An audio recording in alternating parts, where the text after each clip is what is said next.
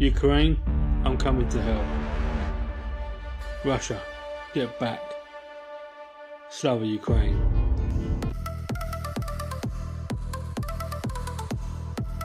Europe is descending into poverty. Did you know that? Did someone told you that?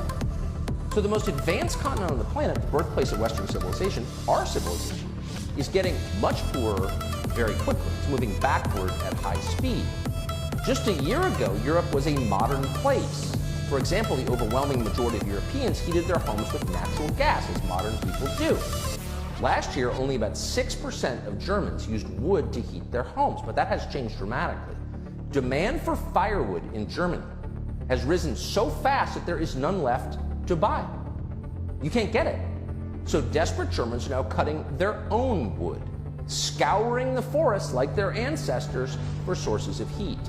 In Poland, families are standing in line for days to buy coal. Not in 1910, right now, tonight.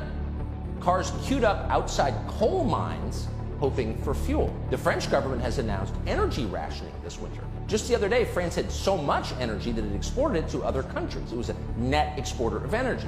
Now, there won't be enough heat in France for everyone in the country to stay warm. In the UK, 70% of restaurants are preparing to close, to go under. Why? Because when winter comes, they won't be able to afford to keep the heat and lights on, etc., etc. This is happening across Europe in every country.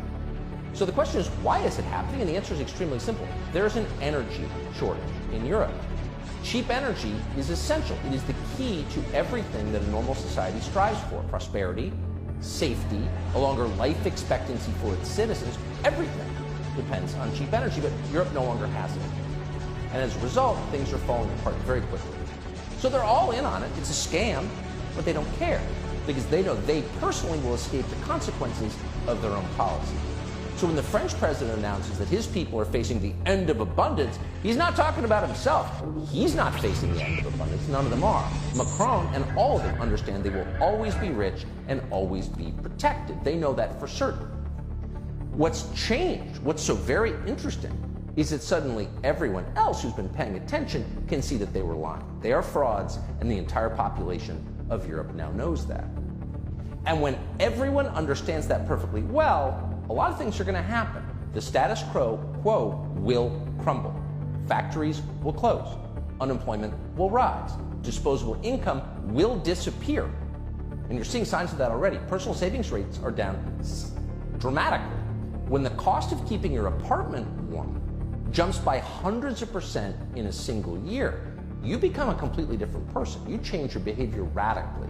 You're no longer tempted to buy a new $1,400 iPhone, or shop at Whole Foods, or even pick up an extra cappuccino. The entire consumer economy grinds to a halt because there's no discretionary income.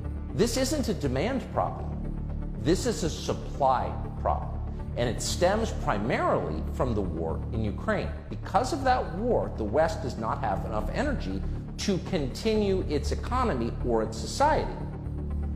Europe responded to that war by imposing sanctions that they knew would inevitably cause energy shortages. They knew it when they did it. Here's the president of the European Commission back in May. And let's be clear, it will not be easy because some member states are strongly dependent on Russian oil, but we simply have to do it. So today we will propose to ban all Russian oil from Europe. Really? Are you going to be keeping your apartment at 49 degrees Fahrenheit? Will you be walking to work? No, of course not. You'll have whatever you want forever. But the rest of us, she informed us, quote, simply have to do it. And it's not just energy that's being affected by these sanctions. In Brussels, Joe Biden warned that food shortages are inevitable. Remember this? With regard to food shortages, yes, we did so talk about food shortages. And it's going to be real. Oh, so we're all going to have to buckle down for freedom. We have to shovel billions to Ukrainian oligarchs who clearly hate the United States because it's the right thing to do. We need to hurt Russia because it's our moral duty. So did these sanctions actually hurt Russia? They caused food and energy shortages throughout the West. No, they didn't hurt Russia. Russia today has more than enough energy, more energy than it can use or sell. In fact, Russia has so much excess natural gas that it's simply setting it on fire.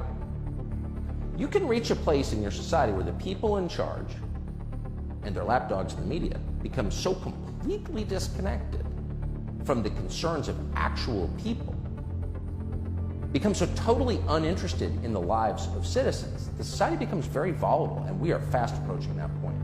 So we could fix this problem. The solution to this catastrophe is very straightforward: end the war in Ukraine, reestablish energy flows into Europe, and save the global economy, including ours. Is Joe Biden doing that? Are other reckless Western leaders like Boris Johnson doing that? No, they're doing the opposite. They're sending billions more from their dying economies to Ukrainian oligarchs, and for no good reason. Are we winning the war in Ukraine? Have we bankrupted Vladimir Putin like Joe Biden claimed we would? The ruble just hit a 7-year high against the US dollar in June. Russia's doing well. Europe is not doing well at all. Now Joe Biden is calling for an unconditional surrender from Vladimir Putin. Here's the weird thing. By any actual reality-based measure, Vladimir Putin is not losing the war in Ukraine. He is winning the war in Ukraine. And Joe Biden looks at that and says, we won't stop until you proffer an unconditional surrender. This isn't bad policy. This is nuts.